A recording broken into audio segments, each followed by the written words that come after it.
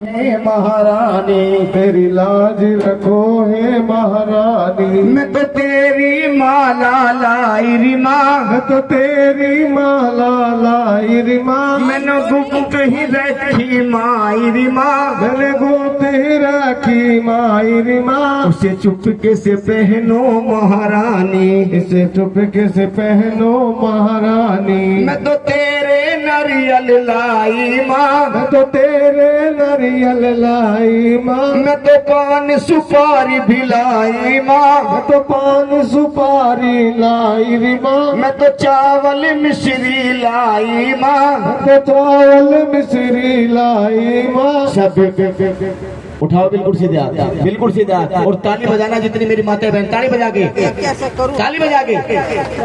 प्रसाद ग्रहण करो मेरी माई, मेरी लाज रखो हे महारानी। प्रसाद ग्रहण करो हे माई, मेरी लाज रखो हे महारानी। मेरी लाज रखो हे महारानी।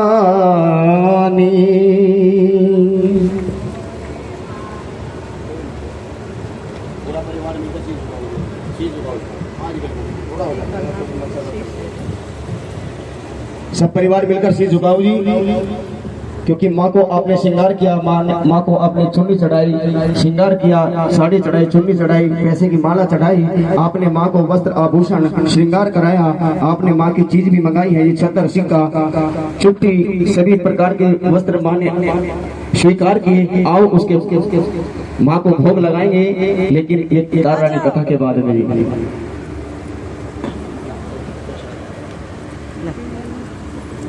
और सभी बैठ जाएं जी। ये माँ की कथा होगी, और एक बच्चे को भेज दे दुर्गा बनाने के लिए। नहीं आप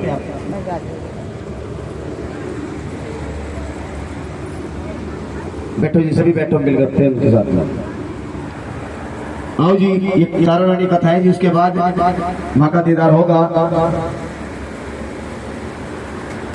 बैठो जी, सभी मिलकर बैठ जाएंगे, बड़े प्रेम के साथ बैठे जी, क्योंकि परिवार जब खुशी से यदि मिट्टी भी चढ़ाता है ना माँ के दरबार में, तो माँ प्रसन्न हो जाती है। क्यों? क्योंकि माँ किसी भी धन दौलत की भूखी नहीं, माँ तो भाव की भूखी है। क्योंकि ये तो जगत जननी है, तो सभी को देने वाली है, हम इसको क्या दे सकते हैं? बोलो सच्चे दरबार की। बैठो सभी मिलकर बैठो जी, आओ कथा का श्रवण पाठ करेंगे, बड़े प्रेम के साथ सुने जी। बैठ जाओ, कोई बात नहीं करेगा। माँ जी बात बंद कर दो, 5 मिनट, बस 5 मिनट दे दो। अब समय देख लो जी, क्यों? क्योंकि 5 बजे आरती हो जाएगी। बोलो सच्चे दरबार की, अच्छे दरबार की, शेरा वाली मैया की, सच्चे दरबार की। बड़े ध्यान से सुनना, मीठी मीठी ताली बजाओ, ताली बजाओ जी। जय जय अम्बे महारानी की, जय जय अम्बे महारानी की, जय शक्ति आदि भवानी की, जय शक्ति आदि भवानी की, जय जय अम्बे महारानी की, हो जय जय अम्बे महारानी की। बड़े ध्यान से सुनना जी। महाराजा दक्ष की 2 पुत्रियां, तारा देवी और रुक्मणी, इस माँ दुर्गा की भक्ति में अटूट विश्वास करती थी। दोनों बहनें नियम पूर्वक एकादशी का व्रत किया करती थी। ध्यान से सुनना जी। सुबह बात करती,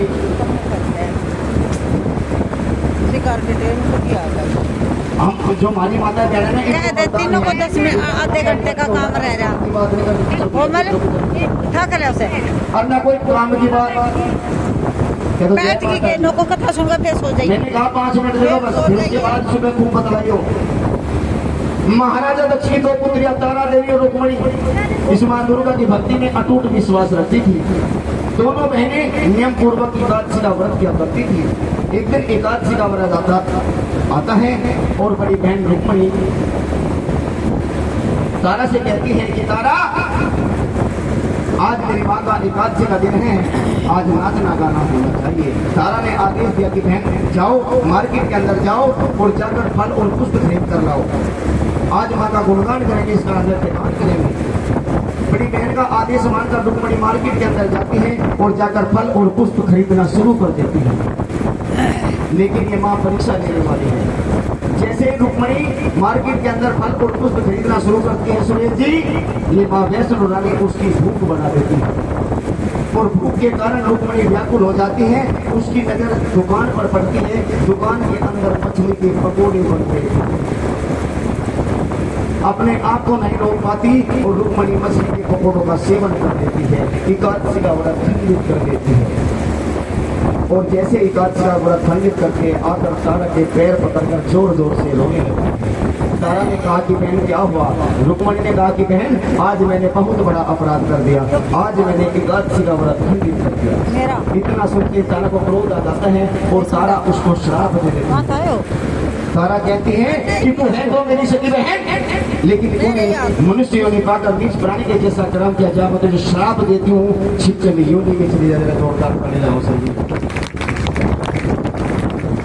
तारा ने श्राप दे दिया। रुक्मणी हाथ जोड़कर प्रार्थना करती है कि मैं मानती हूँ कि मैंने एकादशी का व्रत खंडित कर दिया है, लेकिन मैंने इतना बड़ा अपराध भी नहीं किया। तारा ने कहा एकादशी का व्रत खंडित करना 1 करोड़ गाय का कत्ल करना। जरा जोरदार पड़े लगा लो सब मिलकर। क्योंकि एकादशी का व्रत 2 देवी देवताओं को समर्पित होता है। बताओ जो एकादशी का व्रत रखते हैं, बताओ किस देवी देवता को समर्पित होते हैं एकादशी का व्रत? बताओ जी किसके होते हैं बताओ? हाँ जी, एक बार ताली लगाओ हमारी। विष्णु भगवान और ये माँ, क्योंकि माँ की भी एकादशी होती है और विष्णु भगवान करने लगा दूंगी। तारा ने कहा कि मैंने तुझको जो श्राप दिया मिथ्या तो नहीं हो सकता, लेकिन अगर तुम इस माँ के चरणों में ध्यान लगाओगे ये तुम्हारा कल्याण करेगी। समय गुजरता जाता है, गुजरता जाता है, गुजरता जाता है। अगले दिन में तारा ने फिर मनुष्य का जन्म लिया और इस माँ के चरणों में माँ की सेवा करने लगी। लेकिन दूसरे जन्म में रुक्मणी छिपकली योनि में प्रायश्चित का अवसर ढूंढने लगी। समय अपनी गति से गुजरता जाता है, गुजरता जाता है, द्वापर युग आ जाता है। जिस वक्त द्वापर युग में 5 पांडवों ने मिलकर अश्वमेध यज्ञ का आयोजन किया तो दूत भेजकर दुर्वासा ऋषि सहित 33 कोटि देवी देवताओं को निमंत्रण भिजवाया। लेकिन जैसे दूत निमंत्रण लेकर दुर्वासा ऋषि के स्थान पर जाता है और जाकर कहता है कि महाराज आज हमारे प्रभु ने यज्ञ का आयोजन किया है और आपको आना है, तो दुर्वासा ऋषि आने से इनकार कर देते हैं। क्यों? क्योंकि दुर्वासा ऋषि बड़े क्रोधी ऋषि हुए हैं। दुर्वासा ऋषि कहते हैं अगर उस यज्ञ में 33 कोटि देवी देवता भाग लेंगे तो मैं उस यज्ञ में शामिल नहीं हो सकता।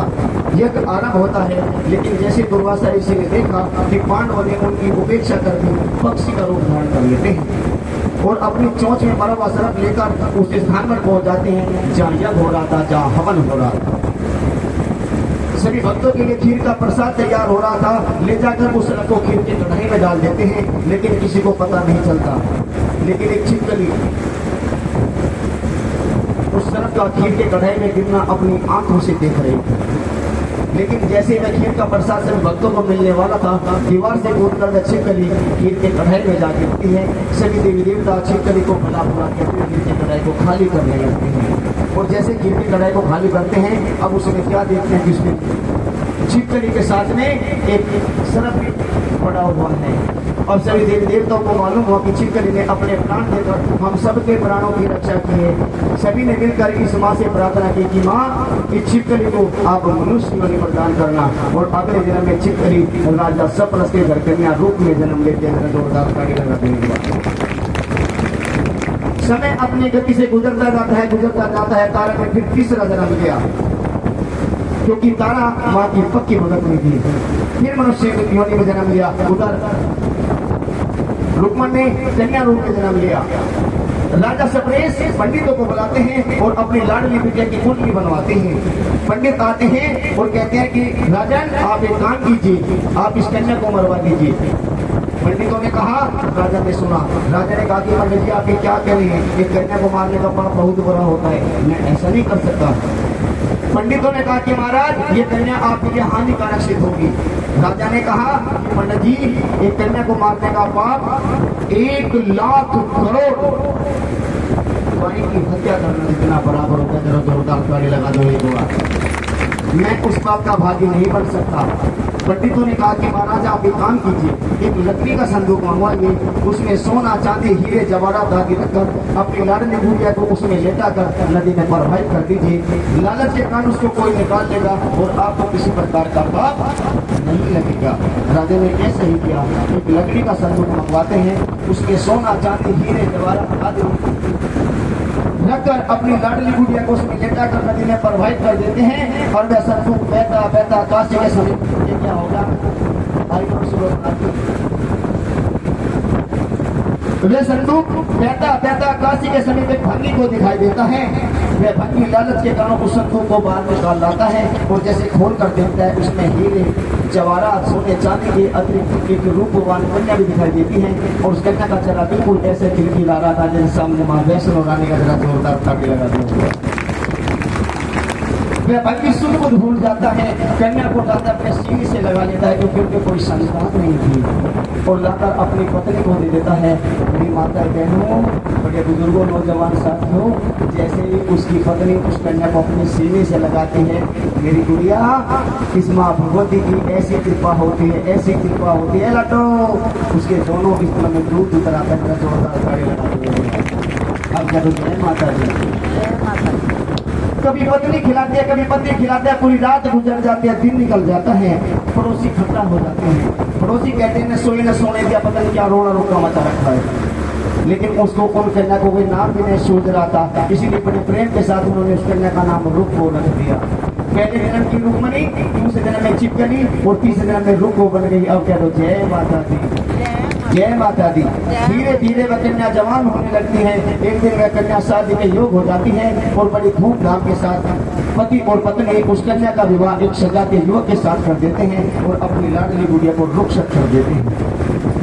गुड़िया विदा होकर अपने ससुराल में आ जाती है, आकर अपनी सास की दिल से सेवा करती है। लेकिन आजकल की बहू ऐसा नहीं करती। आजकल की बहू पता क्या करती हैं, जैसे रात के समय सासू का पेट दबाने के लिए बाजे बाजे सासू का पेट दबाने का चक्कर होते हैं कि पता नहीं सोगराने की रात को पता है तो जय माता दी। लेकिन रुक्को ने अपनी सास की दिल से सेवा की, सास का दिल जीत लिया। एक दिन रुक्को की सास बीमार पड़ जाती है। रुक्को अपनी सास से कहते हैं कि माँ आप एक काम कीजिए, आप मुझको आज्ञा दीजिए, आज महलों के अंदर सफाई करने के लिए मैं खुद जाऊंगी। रुक्को की सास कहती है कि बेटी तू नई नई बहू है, भला मैं तुझे कैसे ले सकती हूँ।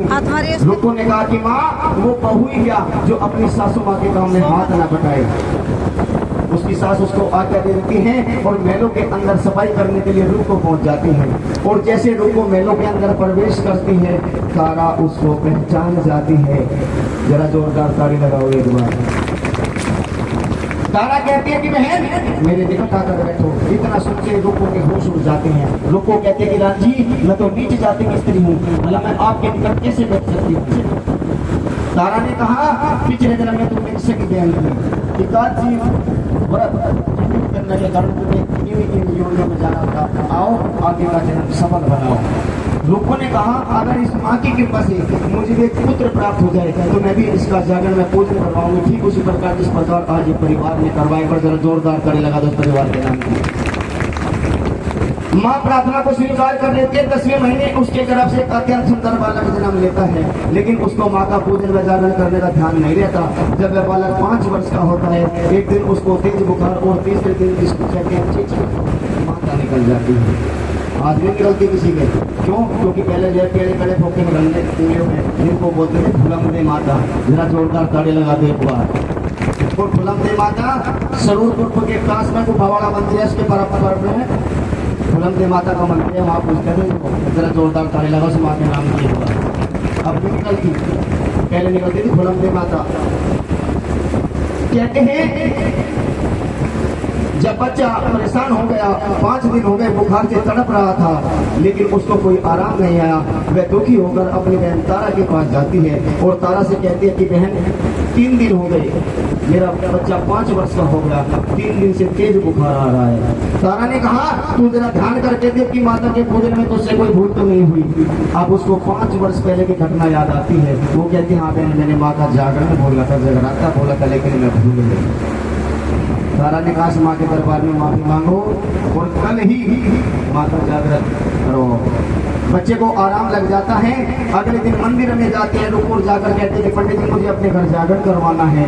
पंडित कहते हैं कि रुको, तुम नीच जाति की स्त्री है, कोई तुम्हारे घर नहीं आएगा, किसी के तुम मंदिर में पैसे ले जा, हम तेरे नाम से मंदिर में ही जगराता कर देंगे। रुको ने कहा कि पंडित जी आप ये क्या कह रहे हैं, इस माँ के दरबार में तो ऊंच नीच का कोई विचार नहीं होता, ये तो सब भक्तों पर समान रूप से कृपा करती है। मेरी माताएं बहनों नौजवान साथी बड़े बुजुर्गों, पंडित उसके सामने शर्त रख देते हैं कि नैलो की रानी तारा, अगर तुम्हारे घर जागरण में आना स्वीकार करते हैं तो हम तुम्हारे घर जागरण में आएंगे, वरना हम तुम्हारे घर जागरण में नहीं आएंगे।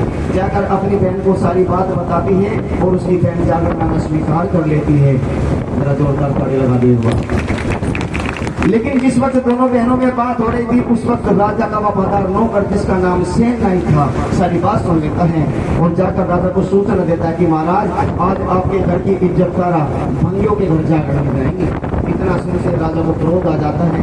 राजा कहता है कि नाई तेरी इतनी हिम्मत कि तूने हमारे कुल की मर्यादा को कलंकित करने की कोशिश की। नाई ने कहा कि महाराज मैंने आपका नमक खाया, मैं झूठ नहीं बोल रहा। राजा ने कहा अगर तुम्हारी बात झूठी निकली मैं तुम्हारा जन्म बच्चा पत्थर के खून में गिरवा दूंगा।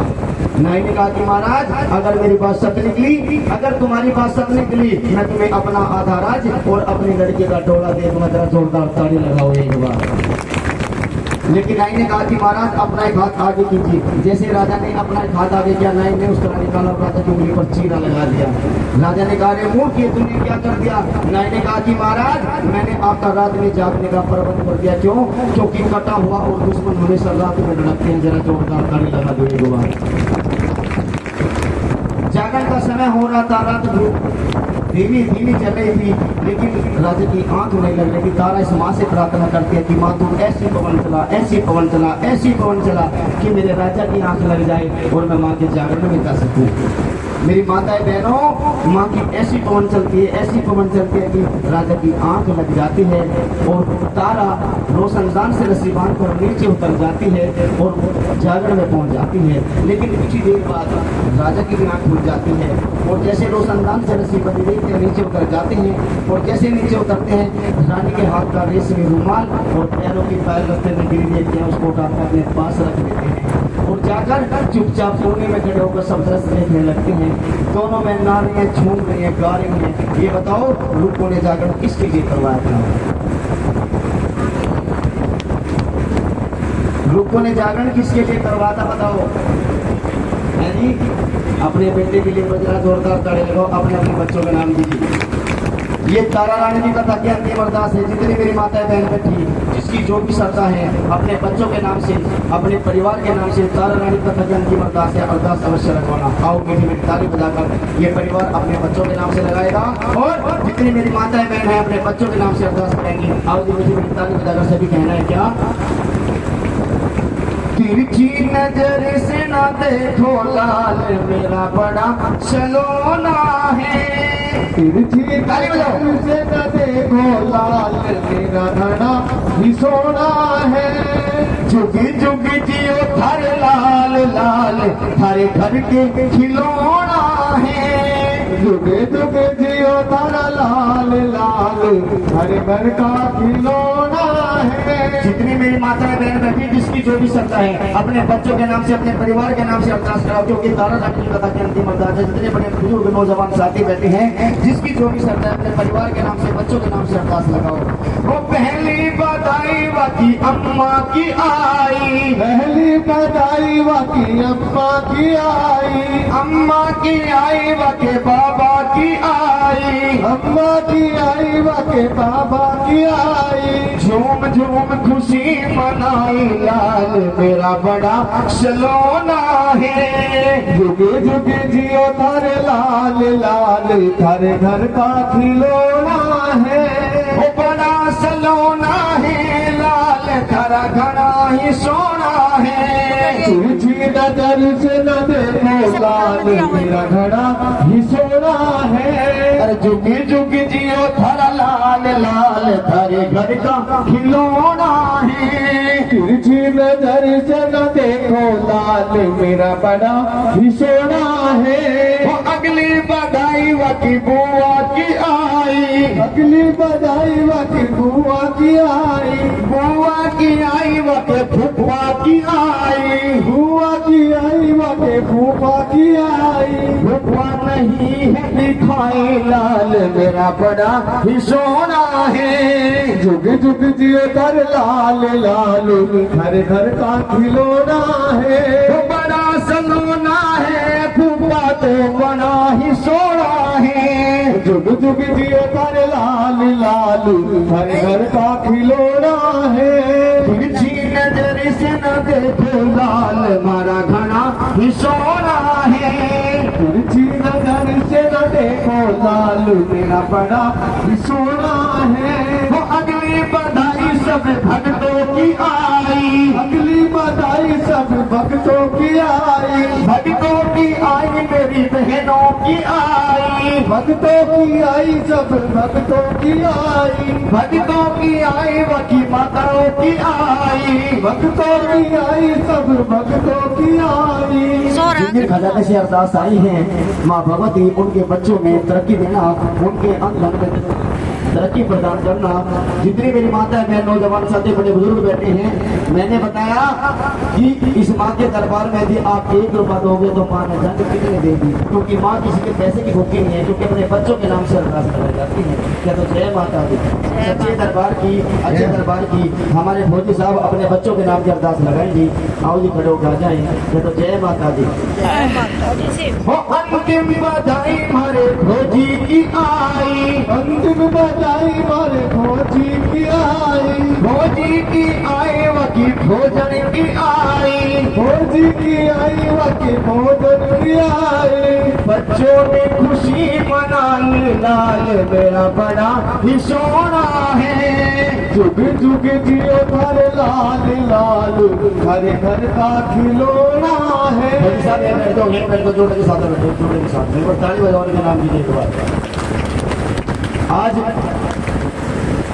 इतनी खुशी है क्यों? क्योंकि इन्होंने अपने सर्विस के बाद में जो अपने बच्चों की जिम्मेदारी उठाई है, क्योंकि आपको बच्चों की जिम्मेदारी उठानी है, क्योंकि देश की जिम्मेदारी को तो अलविदा कहा ही नहीं। एक बार ताली बजाने का नाम दीजिए एक बार। आज यदि हम जागरण कर रहे हैं तो इन भोजियों की बदौलत कर रहे हैं। क्यों? किसी का लाल, किसी का भाई, किसी का पति, किसी का बेटा और किसी की मांग का सिंदूर जब बॉर्डर पर रक्षा करता है, जब हम रात में जागरण और नींद लेते हैं, जरा जोरदार ताली लगाओ भोजियों के नाम की एक बार। अब क्या तो भारत माता की जयकारे में दम नहीं, और आप किसी से कंठ में से आवाज निकल लो करो, जरा जोर से बोलो भारत माता की जय। उठाओ अपने अपने बच्चों के नाम की हाथ बिल्कुल सीधे हाथ और ताली बजाओ अपने अपने बच्चों के नाम की। सबने खुशी मनाई लाल मेरा घड़ा ही सोना है। जुग जुग जिए घर लाल लाल घर घर का खिलौना है। उसके बाद पंचमेवा का प्रसाद बनता है। और जी जोड़े के साथ में खड़े होकर दो और डल खुलता है जी।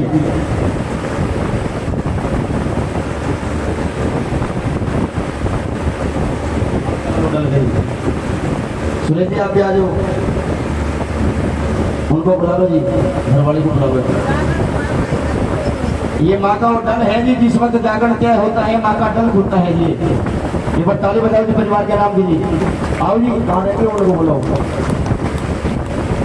क्योंकि जिस वक्त डल लेकर गए उस वक्त हमारे फौजी और फौजी साहब नहीं थे, उस वक्त ये दोनों जोड़ा था जी। हाँ जी, जरा जोरदार ताली लगाओ जी एक बार। यही वो डल है माता रानी का। प्रणाम मत से लगाओ जी, आप ही लगाओ सुरेश जी। ये तो जय माता दी, जय माता दी। हाँ जी बिल्कुल आप ही लगाओ जी। हाँ सारी लगता तुम से जय माता दी।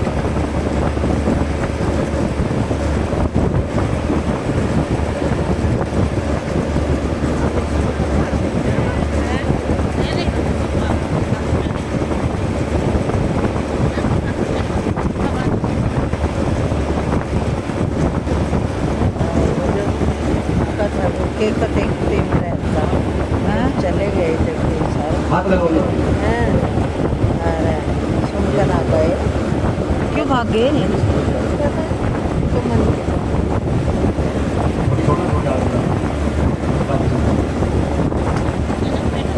आप इसको मिलाते रहोगे, सबको बांट दोगे। आप एक इस तरीके से बात तो सभी को मिलेगी।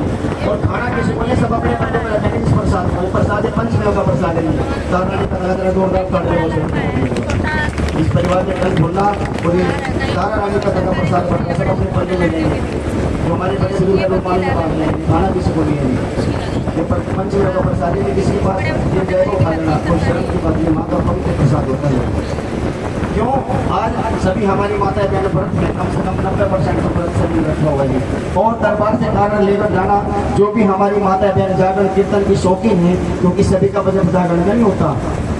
हर हमारी माता बहन की दिली इच्छा होती है कि हमारे घर में माँ का जागरण हो, जगराता हो, माता की चौकी हो, कीर्तन हो, 6 घंटे का 2 घंटे का हो। ये पार्टी जिसका जैसा बजट होता है वैसा काम करते हैं जी। आप दरबार से कार्ड लेकर जाना, यदि कार्ड किसी के पास मैंने यूट्यूब पर और फेसबुक पर सर्च करना, सुनील लिखा है, पार्टी के नाम से पूरा आपको।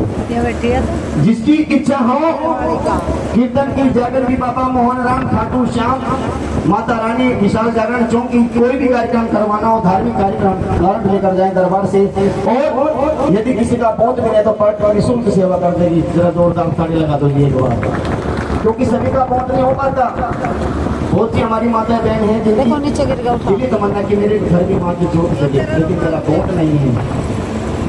उसके लिए घंटा 2 घंटा फिर का कीर्तन हो जाएगा, कोई बात नहीं। दरबार से कार्ड लेकर अवश्य जाना। बोलो जय माता दी, सच्चे दरबार की। उठाओ बिल्कुल सीधे हाथ, बिल्कुल सीधे हाथ। सबको कसम है माता रानी की। ताली बजाकर कहो कि सारी रात जगी जगी राते में, सारी रात जगी जगी राते में, तारा रानी की कथा में सो गई। हमको मैया जी माफ करना, जल्दी मारे से हो गई। हमको रानी माँ माफ करना, गलती मारे से हो गई। सारी रात जगी जगी राते में, सारी रात जगी जगी राते में, तारा रानी की कथा में सो गई। हमको रानी माँ माफ करना, गलती मारे से हो गई। हमको देवी माँ माफ करना, गलती मारे से हो गई। उसके बाद प्रसाद बढ़ता है। तारा को तारा का प्रसाद मिलता है, तारा प्रसाद लेती है, अपने पल्लू से बांध लेती है। सभी देवी देवता कहते हैं कि रानी जी आपने प्रसाद क्यों नहीं खाया? तारा ने कहा कि आपने मुझको जो प्रसाद दिया मैंने अपने महाराज की तरह दिया, मुझको मेरा प्रसाद है।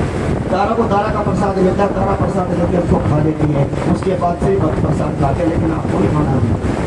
जैसे ही प्रसाद खाती हैं और खाकर बाहर निकलती है, राजा नल की तलवार निकालकर तारा का रास्ता रोक लेता है और तारा से कहता है कि तारा अब मैं तुम्हें अपने घर में स्थान नहीं दे सकता। क्यों?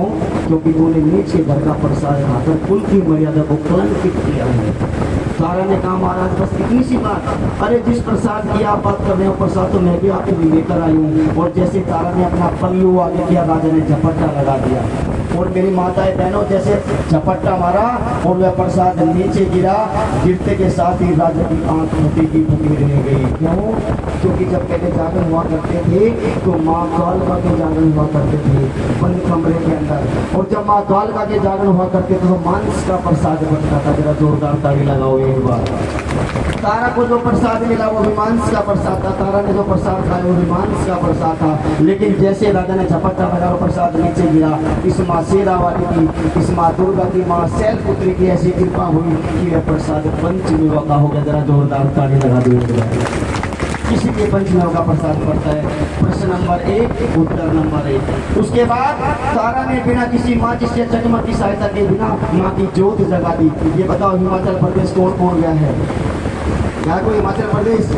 हमारे फौजी साहब के नाम की ताली लगाओ जी एक बार। हिमाचल प्रदेश के अंदर 9 देवियां हैं, चिंतपूर्णी, कांगड़ा, नैना और उनमें सबसे प्यारी जोत है माँ की, इसको कहते हैं ज्वाला मैया। जोरदार ताली लगाओ एक बार। न घी है न बत्ती और माँ की जोत पत्थरों में से निकलती। जरा जोरदार ताली लगा दो एक बार। जिसको राजा अकबर ने आजमाया था, सब मन सोने का छतर चढ़ाया था, लेकिन माँ की जोत को नहीं बुझा पाया था।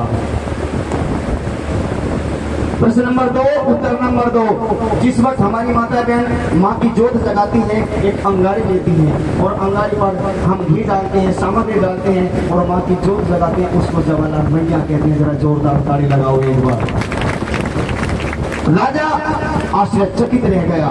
राजा ने कहा कि रानी तुम मुझे क्या नए नए चमत्कार दिखला रहे हैं, मैं तो माँ के साक्षात दर्शन करना चाहता हूँ।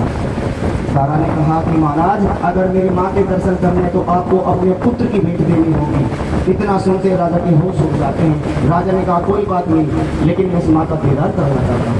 अपने पुत्र को आवाज लगाते हैं, पुत्र का सर कलम कर माँ के चरणों में अर्पण कर देते हैं। सिंह पर सवार होकर माँ प्रकट हो जाती है। जरा जोरदार ताड़ी लगा दो एक बार। पुत्र भी जीवित हो जाता है। माँ राजा और रानी को आशीर्वाद देकर अंतर ध्यान होने से पहले 2 वरदान मांगते हैं। नंबर 1 कि राजन आज के बाद कोई मुझे पुत्र की भेंट नहीं देगा। एक ताड़ी और लगा दो जी, इनका जागरण स्वीकार हो गया। 3 बार माँ ने अपना भोग ले लिया। चलो जोरदार ताड़ी लगा दो एक बार। ये लो जी, 3 बार माँ ने अपना भोग लिया। मत्थे से लगा उसको। जिनके बड़े भाग होते हैं माँ उनकी भेंट स्वीकार करते हैं। पूरी रात गुजर जाती है, नारियल की भेंट स्वीकार नहीं करती। माँ ने कहा कि राजन आज के बाद कोई मुझे पुत्र की भेंट नहीं देगा। अगर कोई मुझे भेंट देगा तो पानी वाले नारियल की भेंट देगा। जरा जोरदार ताड़ी लगाओ।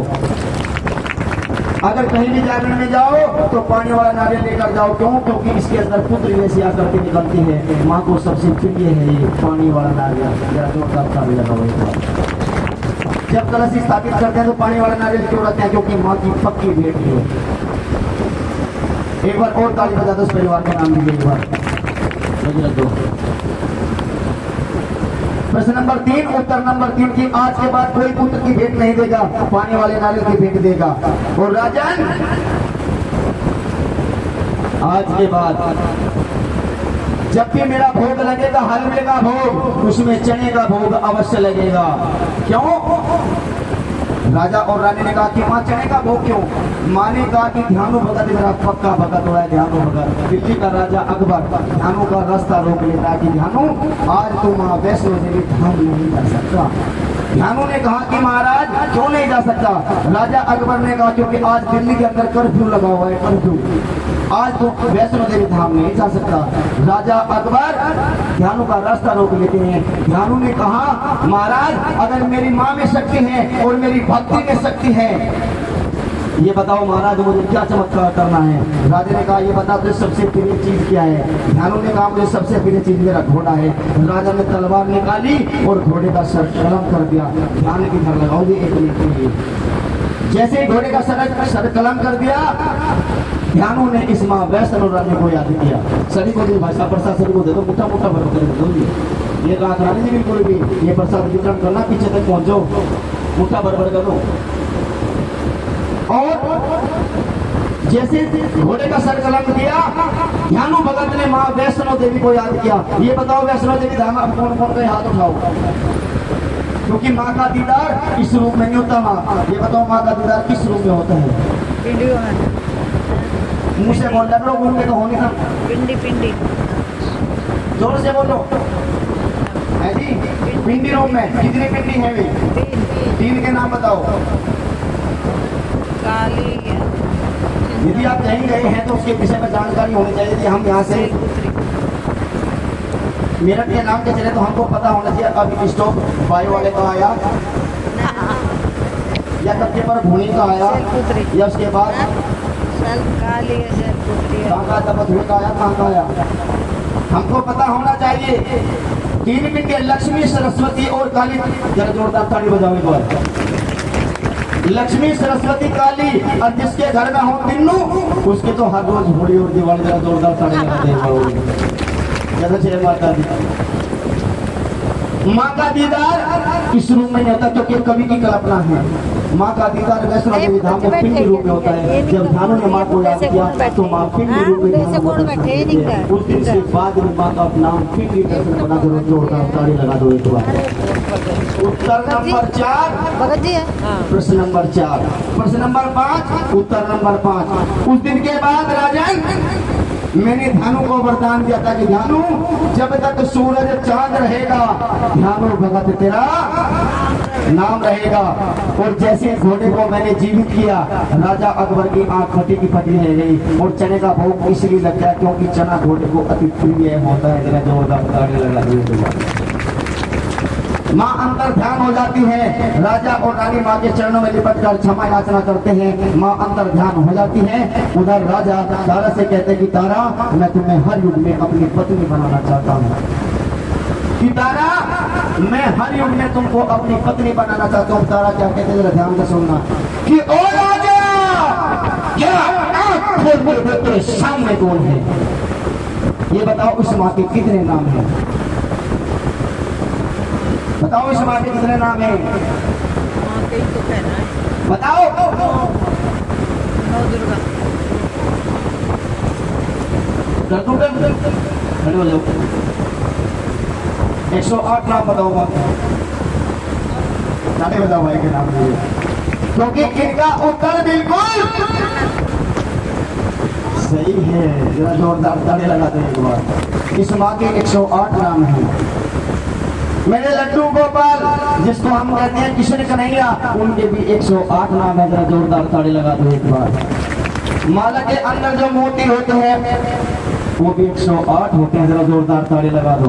शंकर भगवान के गले में जो नरमुंडों की माला है, नरमुंडों की माला, वो भी 108 नरमुंडों की माला है। जरा जोरदार ताली लगा दो एक बार, क्योंकि वो माँ गोरा के नरमुंडों की माला है। शंकर भगवान का कोई जन्म नहीं हुआ, जबकि माँ गोरा का हर बार जन्म हुआ है। जरा जोरदार ताली लगाओ। प्रश्न नंबर 9, उत्तर नंबर 9। क्योंकि ये कथा बेशक एकाध जी की थी, लेकिन 9 देवियों का इसमें चर्चा होती है। 9 देवी पूरी हो गई, इसलिए 107वां रूप तारा का है और 108वां रूप रुकमन का है। राजा ने तारा के चरणों में पड़कर क्षमा याचना की। तारा ने राजा को वरदान दिया कि महाराज, कलयुग के अंदर जहाँ कहीं भी मेरे नाम का गुणगान होगा, मेरे नाम का जागरण होगा, मेरे नाम का जगराता होगा, अगर उस जागरण के अंदर तारा और रुकमन मेरी इस पावन कथा का जिक्र नहीं होगा, वो जागरण कभी भी सफल नहीं होगा। और जिस जागरण के अंदर इस मेरी पावन कथा का जिक्र होगा, मेरे नाम का और मेरी बहन तारा का और रुकमन दोनों का जिक्र होगा, वो जागरण हमेशा सफल होगा। इसलिए जो भी हमारी माताएं बहन नवरात्रों के अंदर इस कथा का श्रवण पान करती है, इसका पूजन करते हैं, इसको बड़े ध्यान से सुनते हैं, उसकी सभी मनोकामनाएं पूर्ण होती है, सर्व मंगल होता है, शत्रुओं का विनाश होता है। बिना इस कथा के जागरण को संपूर्ण नहीं माना जाता। बोलो साचे दरबार की। जिनको झांकी में, भजनों में और कथा में एक भी बात अच्छी लगी हो, जरा जोरदार ताली से आशीर्वाद दीजिएगा। और साउंड वाले भैया साउंड पर पहुंचेगी और बीच में रास्ता बनाओ जी। माँ दीदार दिखाने के लिए आएगी, फिर उसके बाद माँ की पावन आरती होगी। बीच में रास्ता बनाओ जी। और खास कर ये जो मेरी गुड़िया बैठे हैं, छोटी छोटी गुड़िया, कभी माँ के दरबार में जाना नंगे सर नहीं बैठते। क्यों नहीं बैठते? क्योंकि इससे लक्षण मिलते हैं। पहले घर में कहती थी बड़ी बुढ़ी, ये बेटी अगर बाहर से तेरा बापू आ गया ना, तेरा पापा, तेरा भाई आ गया तो जान से मार देगा। क्यों? क्योंकि ये हमारे घर की इज्जत होती है। जो पल्ला होता है ना सर पे कोई, लेकिन आज भैंसा वगैरह में डाल देते हैं। क्या तो जय माता दी। और दिल्ली में तो बड़ा बुरा हाल है जी, ये नहीं पता कि माँ कौन सी बेटी कौन सी। तो जय माता दी। सच्चे दरबार की, अच्छे दरबार की। अभी मैं गाजियाबाद में गादारी नोएडा दिन की चौकी थी सरहदों के अंदर। हमें तो अपनी चिप भिजवाता है। एक हमारे गांव की बस बहू भी नहीं कह सकते। क्यों? क्योंकि वे ये ना चुकामी की लड़की थी, लड़का दाता था, हमारे गांव के रहते हैं, लेकिन लड़की जिमान और जिमानी की थी, तो हमारा चुकामा लगता है। वो जैसे मैं उनके वहाँ चौकी करने के लिए मैं आपको बता नहीं सकता थी वो कैसे कपड़े पहन के मेरे सामने आई। मेरी आँख नीचे हो गई, लेकिन वो आँख से आँख मिला गया।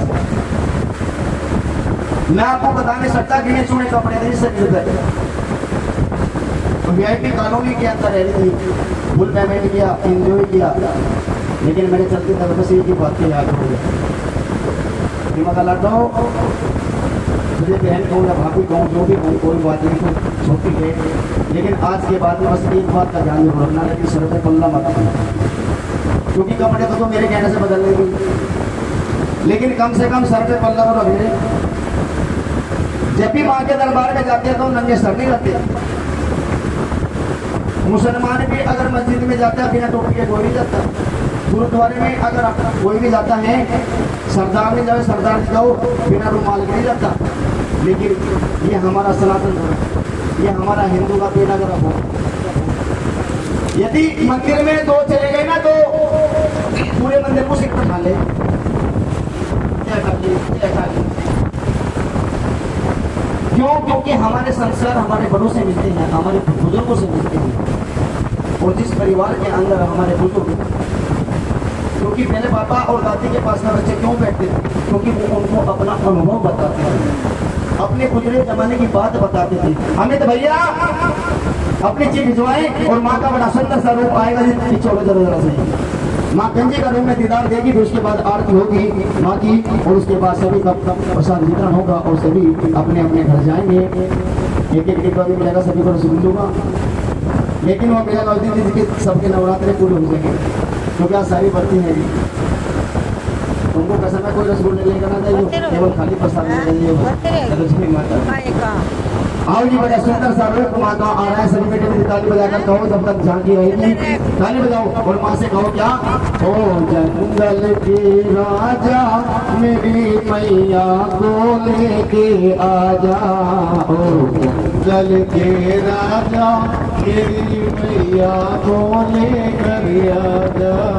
मैंने आशा की ज्योति जलाई